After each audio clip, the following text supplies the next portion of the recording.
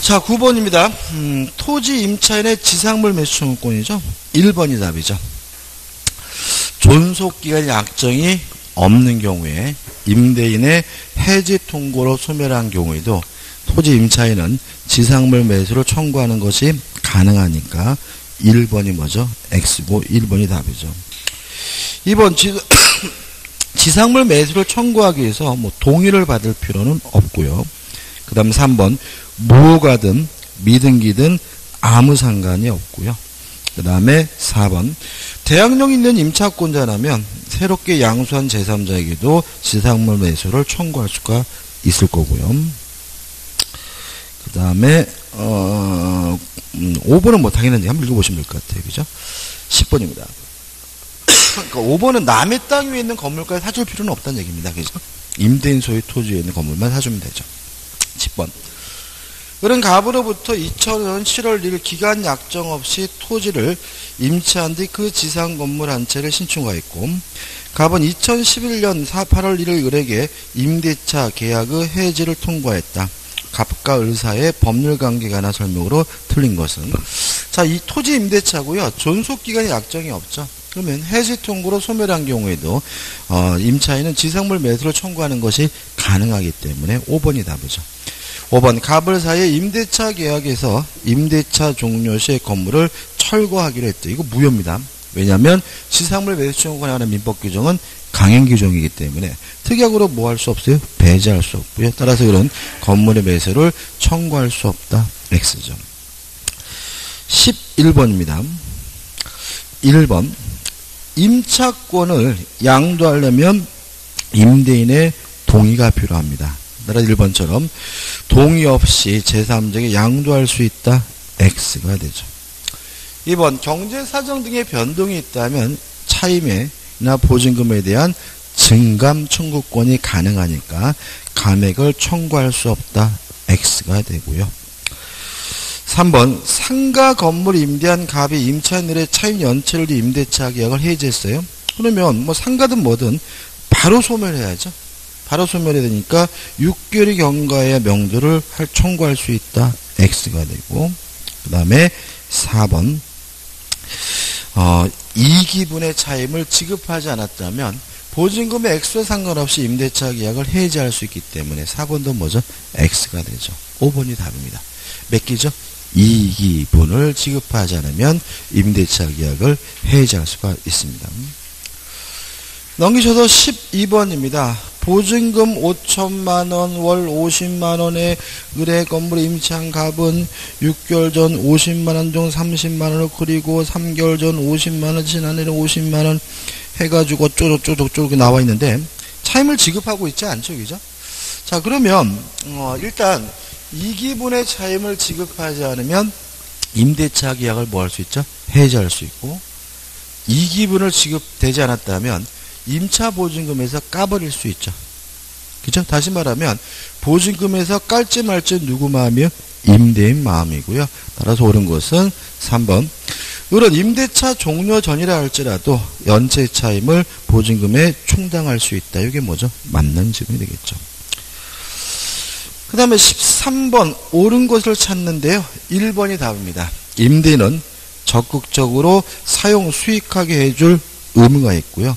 이러한 보존행위에 대해서 임차인은 거절할 수가 없습니다.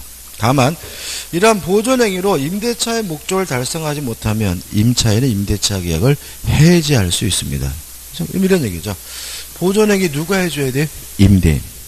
보존행위를 하려고 할 때 임차인이 뭐 하지 못해요? 거절하지 못하고요.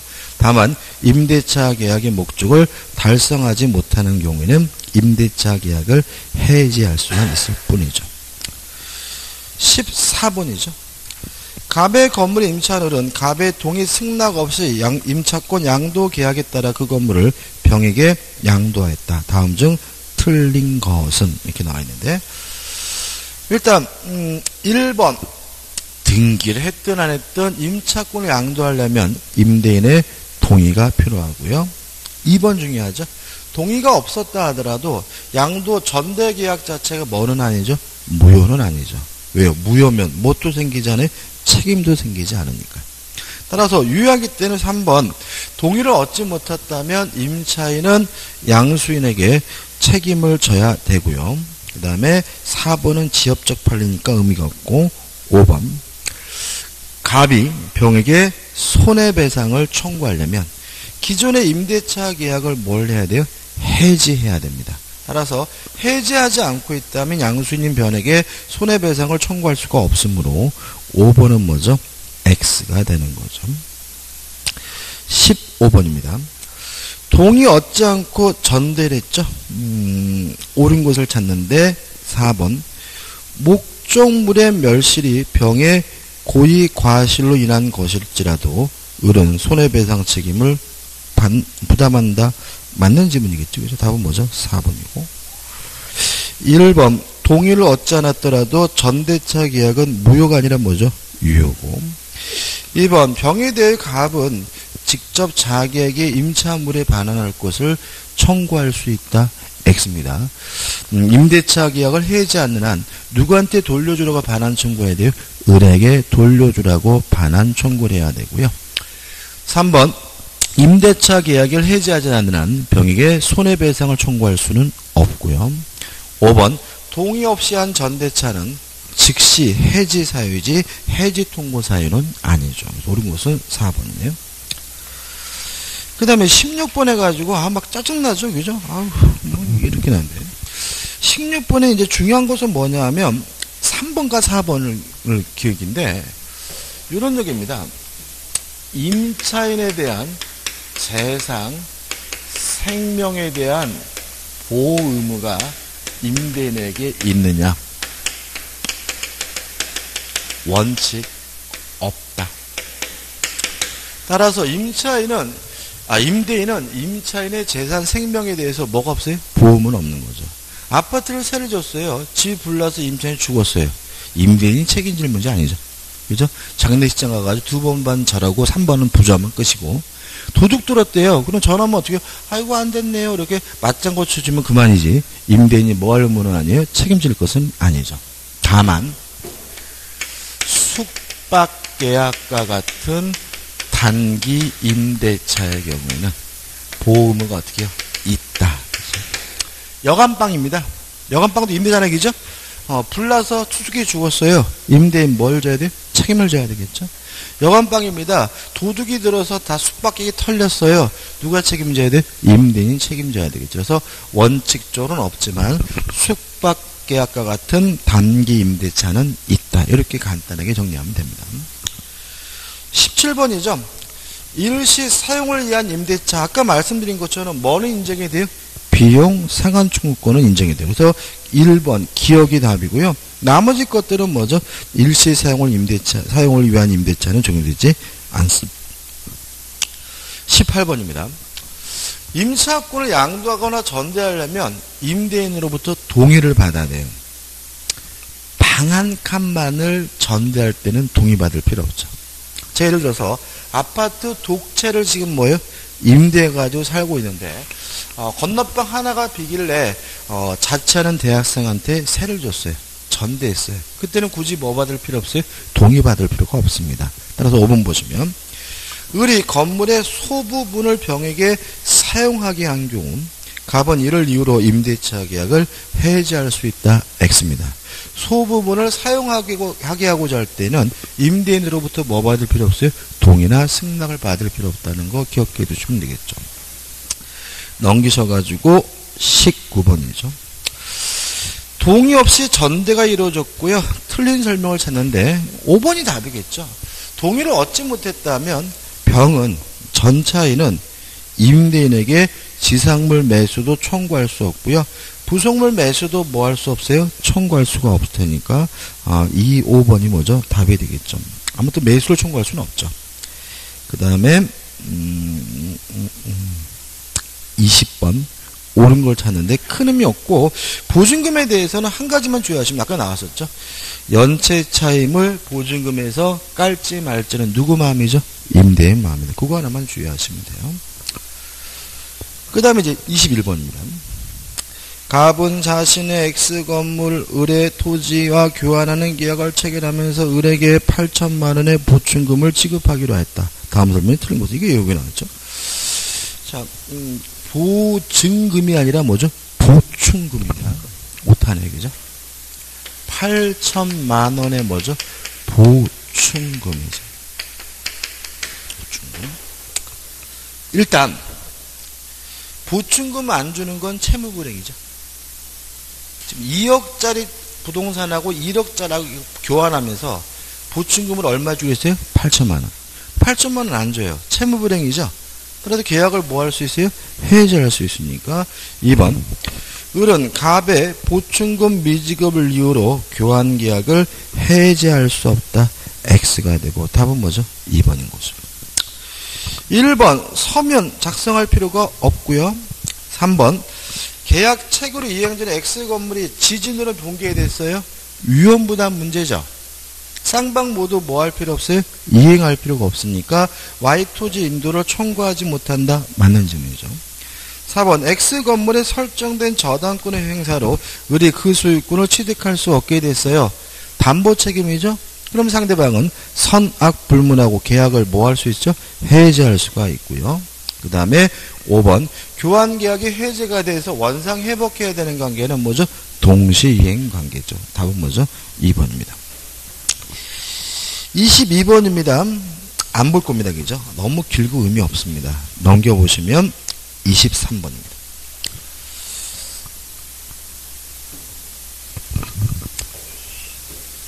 자, 해지 통고. 뭐가 있습니까? 뭐죠? 임대 아니면, 임대인이 했으면 6개월. 임차인이 했으면 1월 전에 임차권이 소멸되는 거죠. 해지 통고 사유가 3가지가 있어요. 첫째, 존속 기간에 약정이 없는 경우에 임대인도 임차인도 뭐 할 수 있죠? 해지 통고할 수 있고요. 두 번째, 약정 해지 사유죠. 약정 해지 사유가 발생했을 때 해지도 해지가 아니라 뭐죠? 해지 통고입니다. 따라서 임대인이 했으면 뭐죠? 6개월, 임차인이 했으면 1월 지나면 임차권이 소멸하고요. 그 다음에 임차인의 뭐죠? 파산입니다. 임차인이 파산하게 되면 월세 못 내겠죠? 그럼 임대인의 임대차 계약을 뭐 할 수 있어요? 해지할 수 있는데 이것도 해지 통고기 때문에 바로 소멸하는 것이 아니라 몇 개월이요? 6개월 지나야 비로소 소멸되고요. 그래서 답은 뭐죠? 1번이 되는 거죠. 그 다음에 24번은 반복적이죠. 4번 지문 보시면 임차인은 부속물 매수 청구권에 관하여 유치권을 행사할 수 있으나 유익비 상환 청구권에 대해서는 유치권이 인정되지 않는다. X고 앞뒤가 뭐죠? D 밖에 있습니다. 그죠? 자, 이제 민사특별법으로 들어갑니다. 총 법이 5개고요. 6문제가 출제가 됩니다. 6문제가 주로 주택임대차보호법은 한 문제를 내고요. 상가건물 임대차보호법도 한 문제를 내요. 최근에는 5장 해가지고 부동산 실권리자 명의 등기에 관한 법률에서 2문제를 내요. 작년 같은 경우에는 관련 문제까지 하면 3문제까지 나왔어요. 2문제를 내요. 그래서 명의 신탁이 중요하고요. 주택임대차보호법 중요하지 않다고요. 중요하지 않다고 그죠? 그죠? 너무 열심히 하지 말라고요. 그러니까 주택임대차보호법 문제는 너무 열심히 해서 문제. 너무 열심히 해가지고 민법상 임대차 다 틀려버려요. 그죠? 그래서 한 문제 나오는 거니까 너무 열심히 하지 마시고요. 민법에서는 그래. 그죠? 그러니까 조금 약간 좀 이렇게 좀 막 꼭 막 알고 싶고 막 이러더라도 어떻게 좀 이렇게 거리를 둘 필요가 있어요. 그죠? 왜 주택임대차법은 왜 한 문제만 낼까요? 너무 많아서 그래요. 우리가 보시면 민법상 임대차에서 2-3문제, 3문제가량 내요. 그죠? 근데 만약에 상가건물 임대차 반드시 한 문제 내거든요. 근데 주택 임대차도 만약에 2문제를 내버리면 40문제 중에 6문제가 임대차가 돼버리면 15%가 임대차인 거예요. 너무 많죠, 그죠? 그래서 주택 임대차보호법은 한 문제 정도 내니까 좀 너무 열심히 하지 마시고 특히 쓰잘데없는 판례 같은 거 너무 막 이렇게 이잡듯이 막 외우고 그러지 말았으면 좋겠어요. 그래서 주택 임대차보호법은 열심히 하는 게 문제인 경우가 있을 수 있으니까 좀 생각해 보시기 바랍니다. 그래서 교재에 나와 있는 문제 정도만 정확하게 내 거로 만들겠다는 마음으로 접근했으면 좋겠어요. 일단 1번 해가지고 틀린 것인데 개념이죠.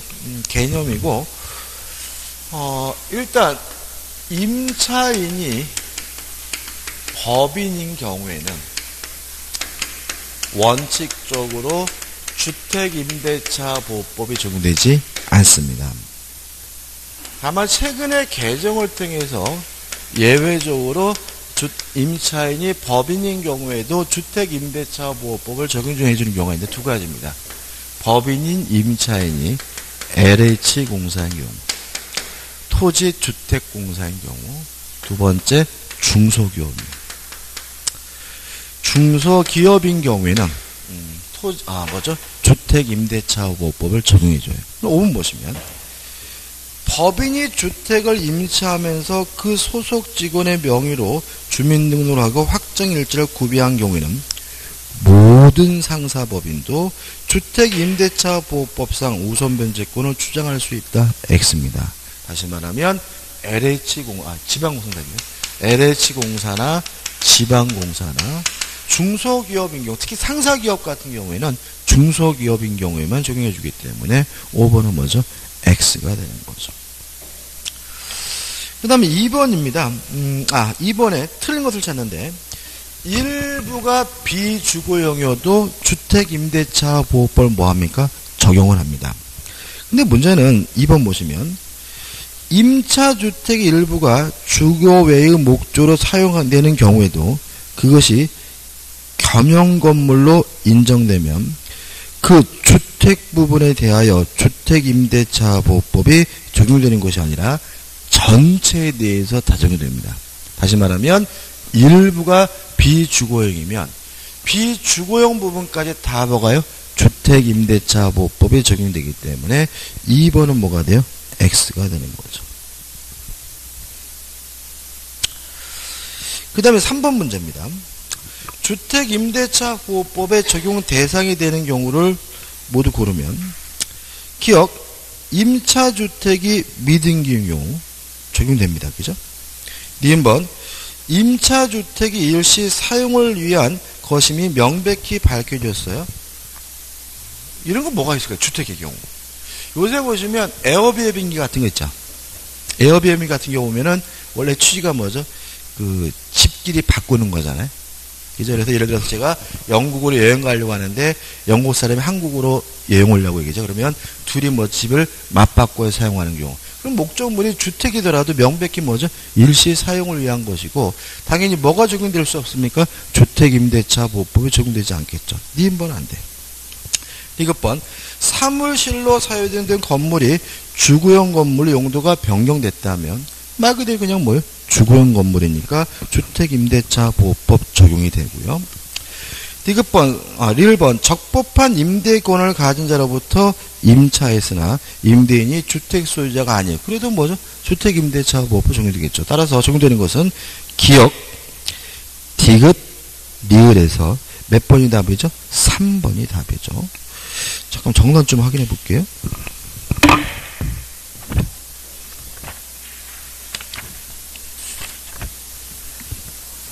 3번의 답은 3번 맞네요.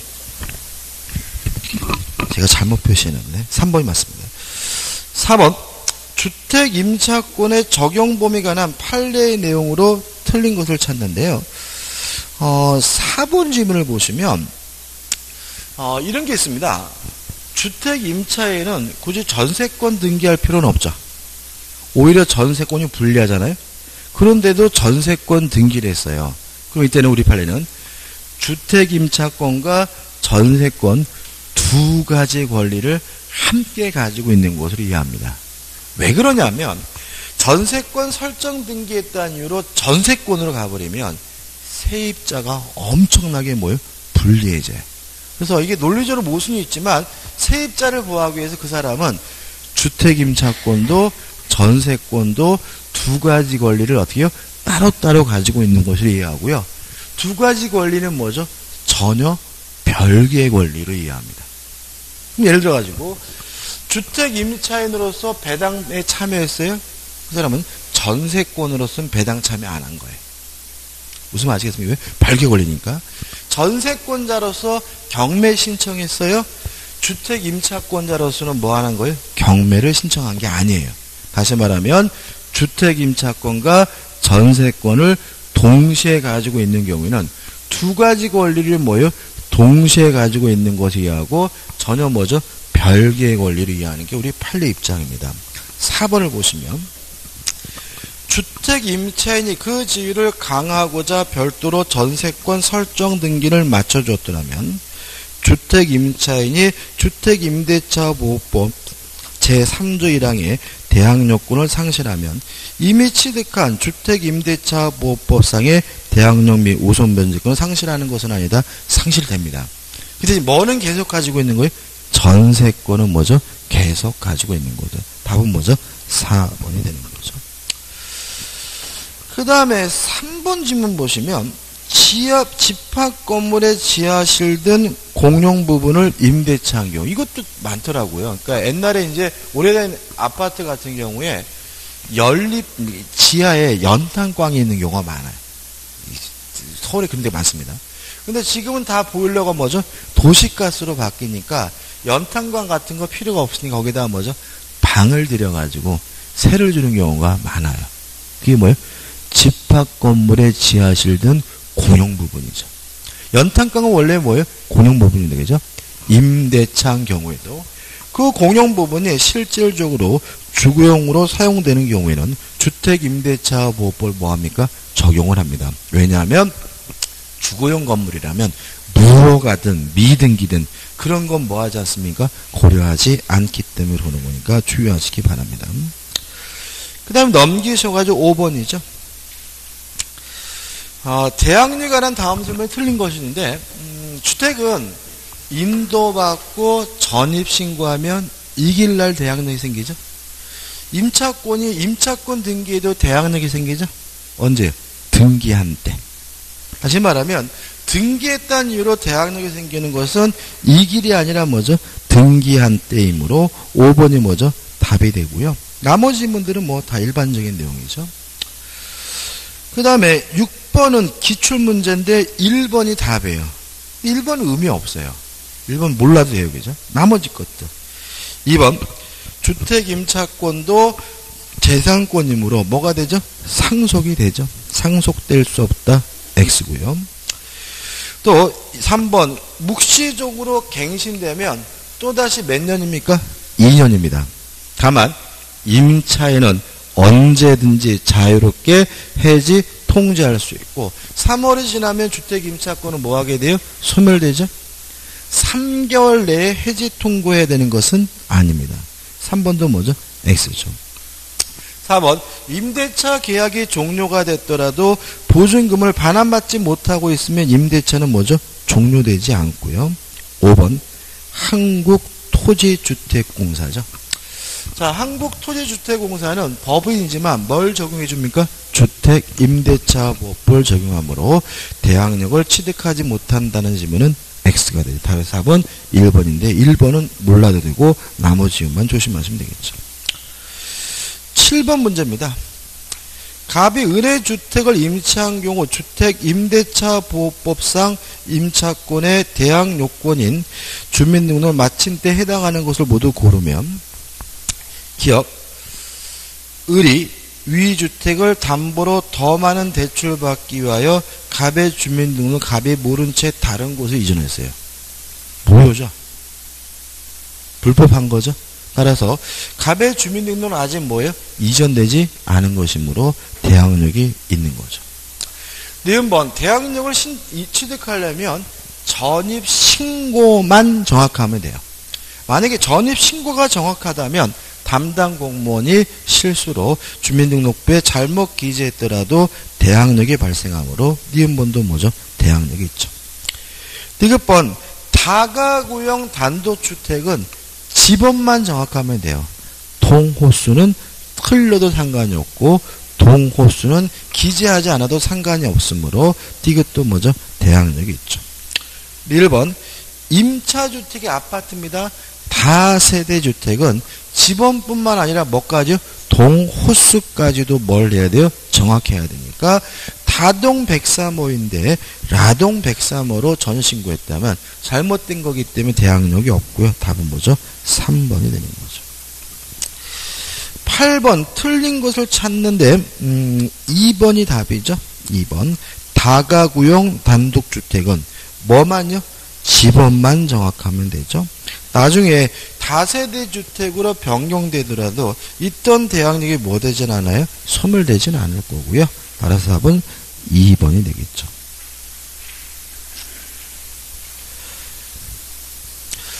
넘기셔가지고 9번입니다. 틀린 것을 찾는데 4번이 답이죠. 주택임대차는 최단기간이 보장이 되죠. 몇 년이요? 2년. 따라서 언제든지 해제를 통과할 수 있다. X가 되고요. 10번 가로의 느낌 한번 읽어볼까요? 민법상 임대차가 법정 갱신된 경우에는 기간에 정함이 없는 임대차로 되므로 임대인과 임차인은 언제든지 해지 통고를 할 수 있고 해지 통고 각 임대인이 했으면 몇 개월이죠? 6개월. 임차인이 했으면 1월. 6월과 1월이 경과하면 임대차는 종료한다. 그러나 이 주택 임대차가 갱신된 경우는 존속기간이 또다시 몇 년이죠? 2년이고 임차인만 해지 통과할 수 있고 이때는 3월이 경과하면 임차권이 소멸되기 때문에 1번이 답이고요. 이건 좀 잘 나오니까 꼭 기억해 두시기 바랍니다. 자, 11번이죠. 계속 반복이죠. 용익권이 소멸되는지 안 되는지 여부는 경매에 있어서 최우선순위 저당권과 비교한다. 최우선순위 저당권보다 늦으면 무조건 용익권은 뭐예요? 소멸한다. 이게 다음 주부터 우리 동형모의고사 올 거죠? 그죠? 그죠? 우리가 다음 주는 10시에 오시면 우리 실장님 문제 드릴 거예요. 그죠? 드리고, 그죠? 그죠? 채점한 달했죠? 그죠? 채점하고. 이름 적지 말자 그랬어요. 그죠? 그리고, 하는데, 11시부터 다시 강의를 하는데, 다음 주 일에는 쉽게 낼 거예요. 쉽게. 처음 하는 거니까. 쉽다는 얘기는 뭐예요? 짧게 드릴 건데요. 그래도 점수는 안 나오더라고요. 네, 해보면. 그러니까 제가 쉬운 거지 여러분이 쉬운 건 아니더라고요. 그래서 좀 짧게 낼 거지만 그래도 점수가 안 나오니까 점수가 안 나오더라도 뭐죠? 뭐 실망하지 마시고요. 일의 문제는 어떤 문제냐면 이런 겁니다. 풀 때는 아싸 다 맞았다 이런데 채점이면 다 틀리는 거 이런 거 낼 거예요. 다시 말하면 간과하고 지나치고 깜보는 거 이런 거 위주로 드릴 거고요. 그 다음에 이외는 두 번째는 뭘 드릴 거냐면 민법은 좋은 점이 뭐냐면 공인중개사만 보는 게 아니라 웬만한 시험은 다 민법을 보죠. 공무원이든 뭐 법무사든 변리사든 뭐 감정평가 뭐 해가지고 보는 게 굉장히 많습니다. 그래서 제일 많은 강사가 민법 강사예요. 원래 굉장히 많이 봅니다. 그죠? 근데 우리 공인중개사 시험은 마지막이에요. 이미 다른 시험은 다 봤어요.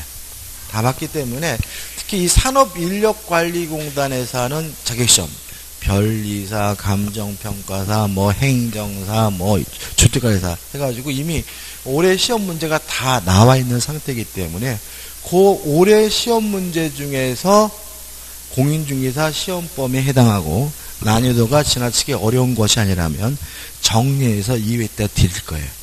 꼭 풀어보셔야 되고 이거는 꼭 뭐죠? 반복해서 확실하게 기억하셔야 돼요. 왜 그러겠어요?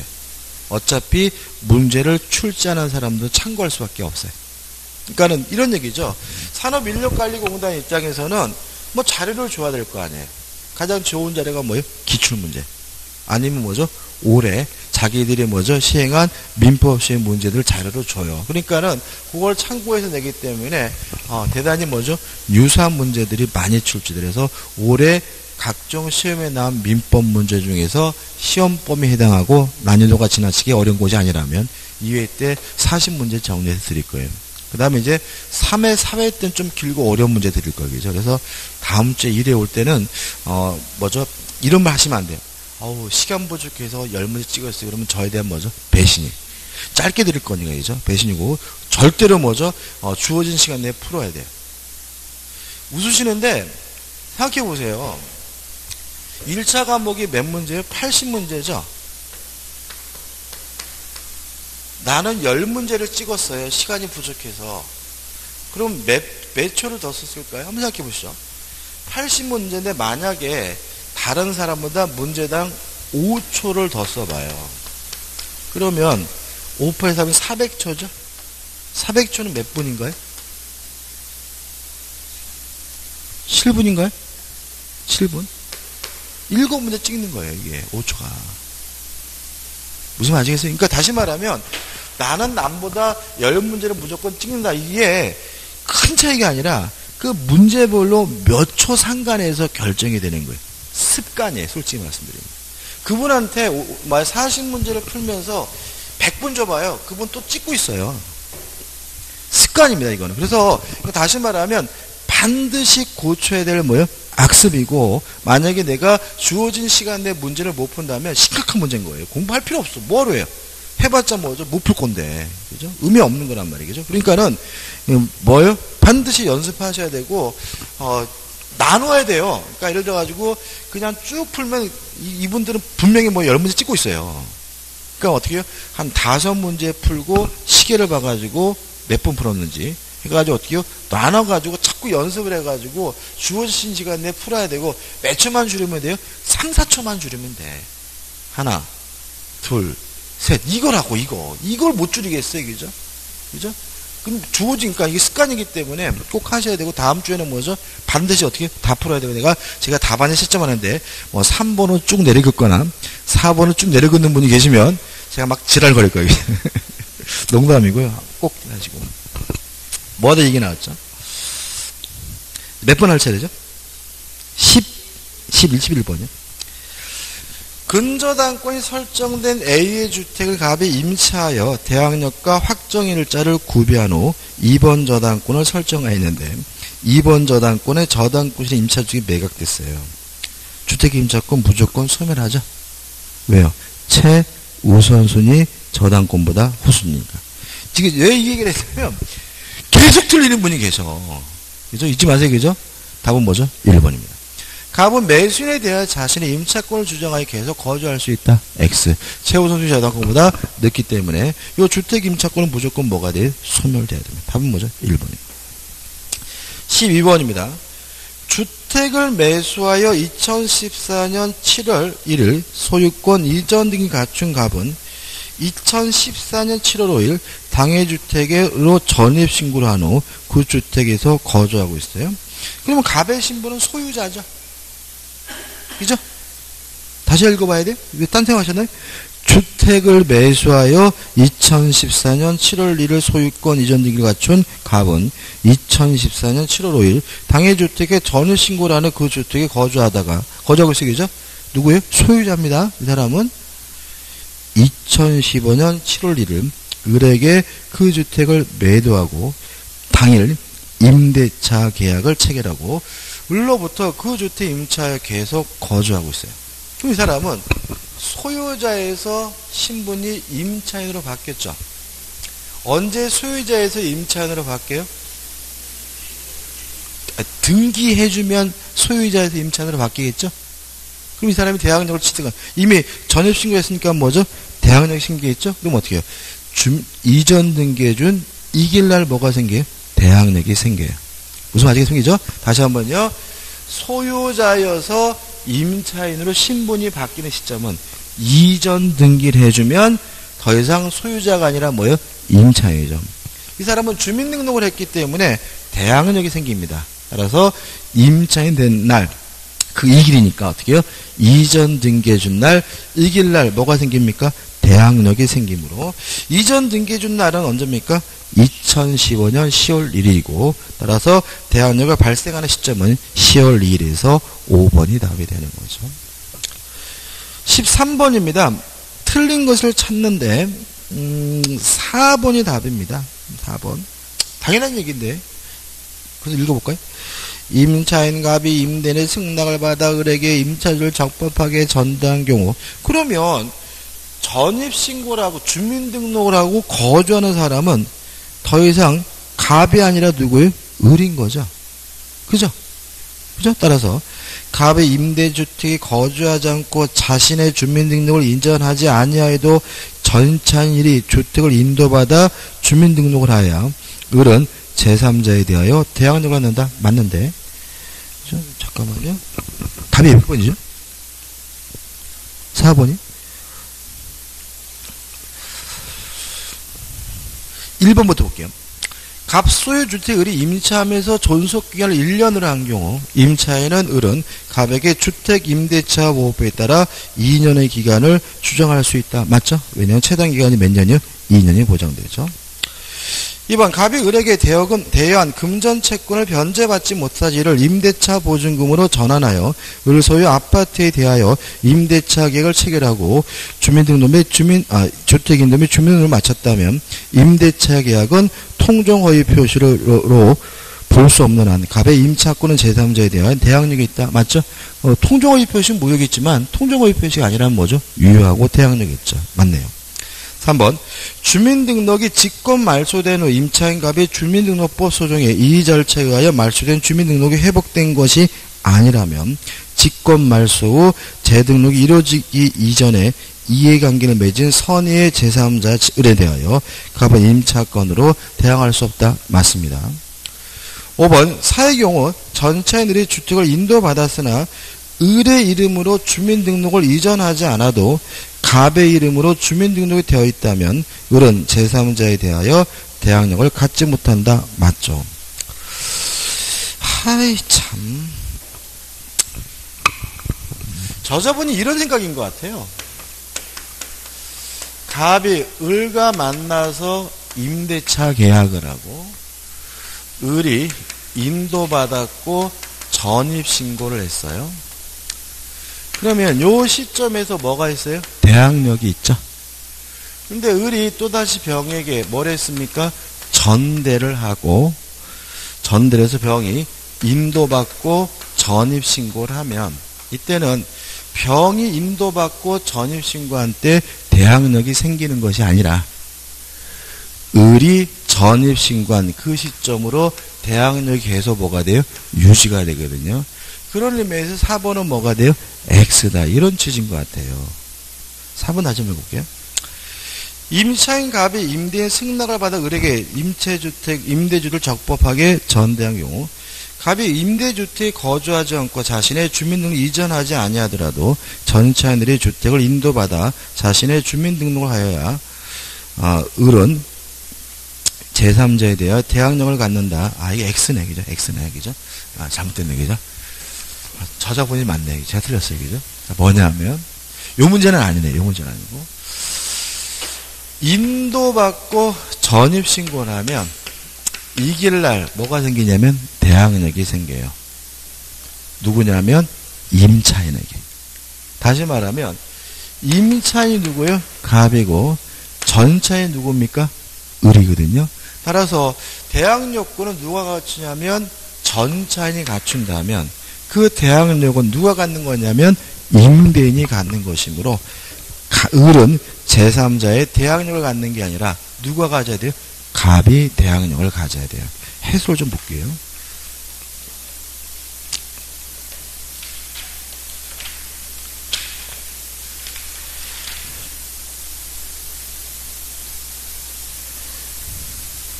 그죠? 맞네, 그죠? 제 말이 맞죠, 그죠?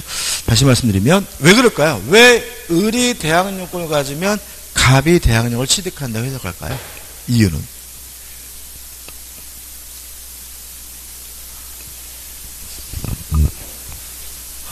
을의 권리는 갑으로부터 비롯됐으니까 갑의 권리보다 클 수가 없어요. 갑에게 대항력이 없다면 을도 뭐가 없어야 돼요? 대항력이 없어야죠. 그죠? 따라서 대항력권은 누가 갖춰야 됩니까? 전차인이 갖추고요. 대항력을 취득하는 사람은 누구죠? 임차인인 갑이기 때문에 을이 대항력을 취득한다는 지문은 뭐죠? X고요. 따라 답은 뭐죠? 4번이 됩니다. 여기서 5번입니다. 틀린 것을 찾네요. 5번이 답이죠. 등기하면 이길날 대항력을 취득하는 것이 아니라 등기하자마자 대항력을 취득하게 되고요. 아니구나. 우리 몇 번 왔죠? 큰일 날 뻔네. 14번입니다. 주택 임대차의 차이 및 보증금에 관한 다음 설명 중 틀린 것은? 일단 3번인데 증액 청구할 수는 있습니다. 다만 몇 분의 몇은 넘지 못하죠. 20분의 1을 넘지 못하고요.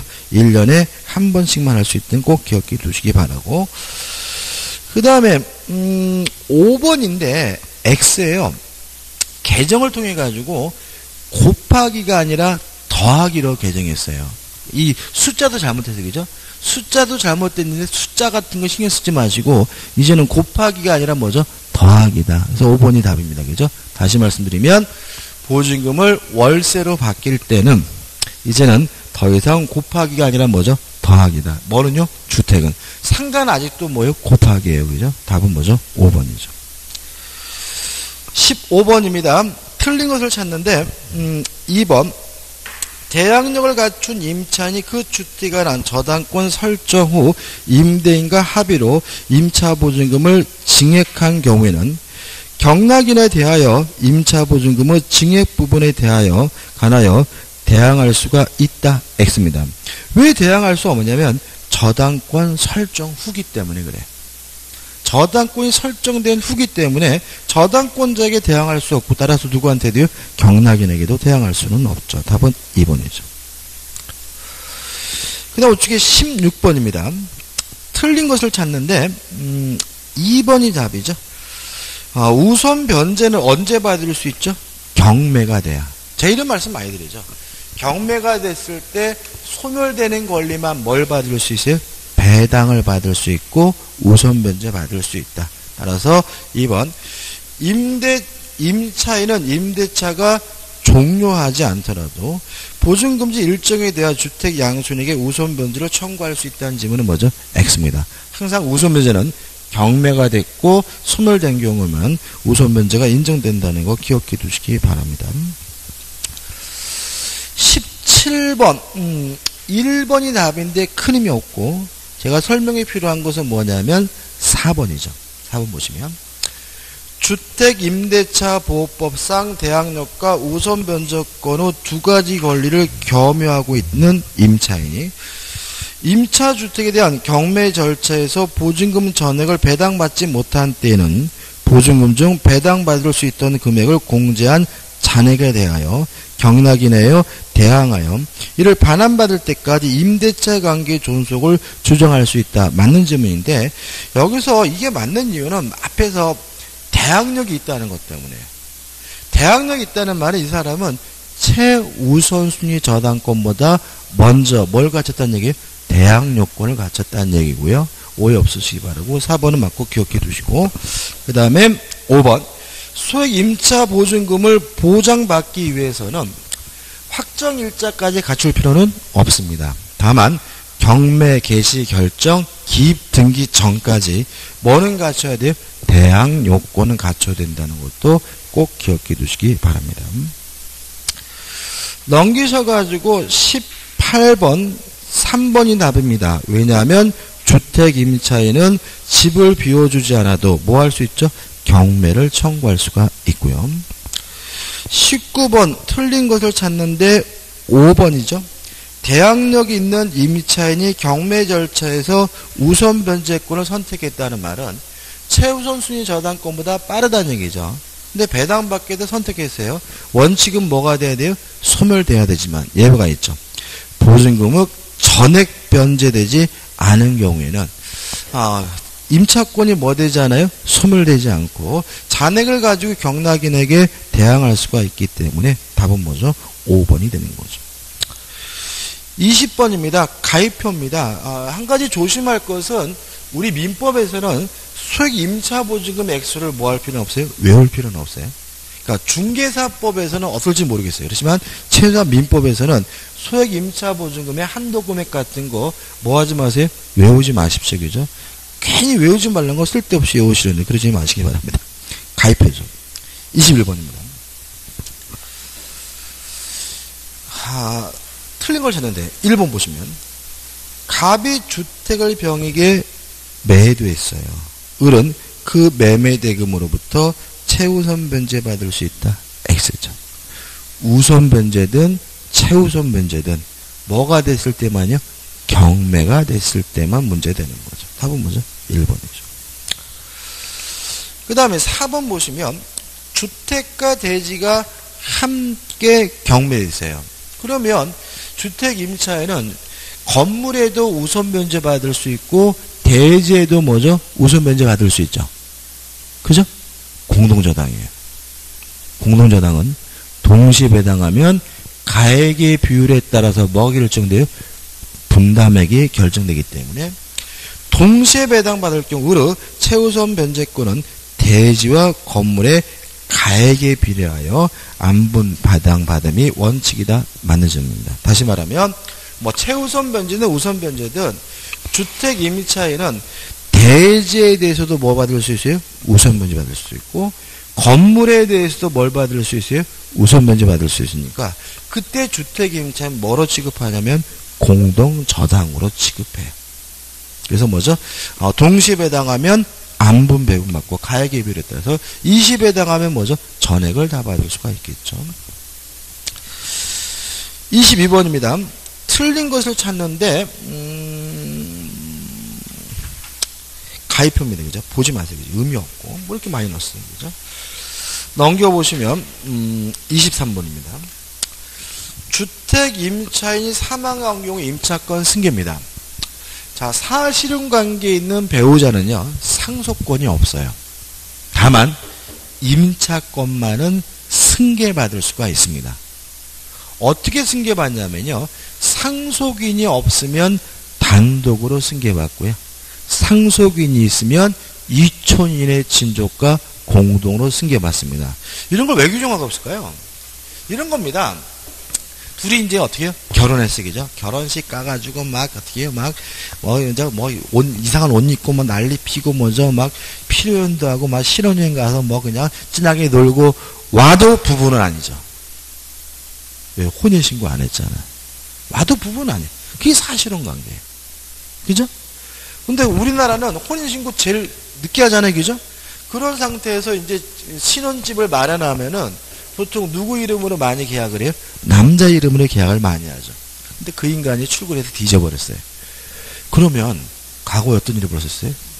요 배우자인 여자에게는 상속권이 없으니까 그 집에서 꼼짝없이 뭐죠? 쫓겨나는 일들이 막 벌어진 거예요. 그래서 그러한 그 세댁을 보호하기 위해서 두고 있는 규정이고요. 요거는 어디에만 있는 규정이에요? 주택 임대차만 있어요. 상가 건물 임대차 그런 거 없고요. 전세권에도 이런 거 없습니다. 아무튼 만약에 남편이 죽었는데 상속인이 없으면 어떻게 해요? 단독으로 승계받고요. 상속인이 있으면 누구 하고요? 이촌인의 친족과 공동으로 승계받으니까 시부모하고 어떻게 해요? 같이 승계를 받습니다. 따라서 2번을 보시면 사망 당시 상속권자와 사실혼 배우자가 그 주택에서 가정 공동 생활하고 있어요. 같이 살았다면 이때는 상속권자가 가져가요. 그러니까 이촌인의 친족을 공동으로 승계받는 것은 같이 안 살았을 경우에 뭐죠? 공동으로 승계를 받기 때문에 사실혼 배우자가 임차인의 권리와 의무를 승계한다. X고요. 누구죠? 상속인이 가져가죠. 다시 한번 상속인이 없으면 단독으로 상속인이 있는데 함께 안 살았으면 뭐죠? 이촌인의 친족과 공동으로 승계를 받습니다. 답은 뭐죠? 2번이죠. 24번입니다. 임차권 등기 명령제도인데요. 중요한데 1번은 효과죠. 임차권 등기 명령제도에 따라서 등기한 후에 이사 가더라도 우선 변제권과 대항력은 그대로 뭐요? 유지가 되고요. 2번 임차권 등기 명령은 누가 신청하냐면 임대차 계약이 종료가 된 후 보증금을 반환받지 못하고 있는 임차인만 신청하고요. 관할법원은 임차주택의 소재지입니다.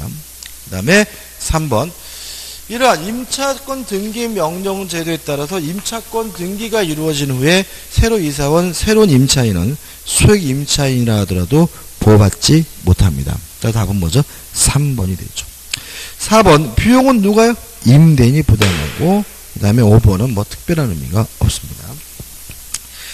그 다음에 이제 2장 해가지고 상가 건물 임대차 보호법이 나오는데요. 쉬었다가 봐야 되겠네요. 그죠?